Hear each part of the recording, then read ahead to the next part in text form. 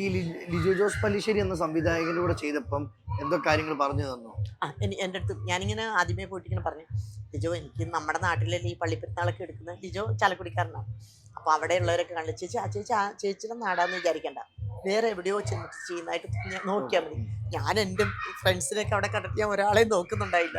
കാരണം നമുക്കൊരു ഉടുപ്പ് എന്നുള്ള പ്രത്യേകിച്ച് നമ്മളെ അറിയാവുന്നവരും കൂടെ അറിയാവുന്നവരുള്ളൂ. അപ്പം നമുക്കൊരു ഇതാണല്ലോ. പക്ഷെ പിന്നെ ഞാൻ ഓർത്തു, നമ്മളൊരു സിനിമയാണ്, നമ്മളതിനനുസരിച്ച് ചെയ്യണം. ഒരുപാട് അനുഭവങ്ങൾ സിനിമയിൽ നിന്ന് കിട്ടി.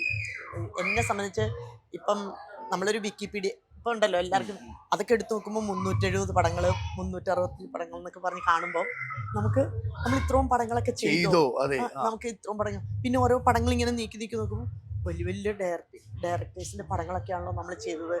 എനിക്ക് തോന്നുന്നു ജോഷി സാറിൻ്റെ പടങ്ങളൊക്കെ ഞാൻ ഒരു 3-4 പടമൊക്കെയാണ്, നല്ല നല്ല പടങ്ങളിലൊക്കെയാണ് ഞാൻ ചെയ്തിരിക്കുന്നത്. ആ സമയത്ത് തന്നെ ഇപ്പോൾ കാസിനോവ ചെയ്യുന്ന സമയത്ത് തന്നെയാണ് ഞാൻ ജോഷി സാറിൻ്റെ സെവൻസ് ചെയ്യാൻ പറ്റി.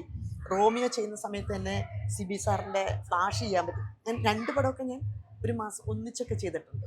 അതൊക്കെ എന്നെപ്പോലത്തെ ഒരു ആർട്ടിസ്റ്റിന് കിട്ടിയൊരു ഭാഗ്യമായിട്ടല്ലേ കാണുന്നത്.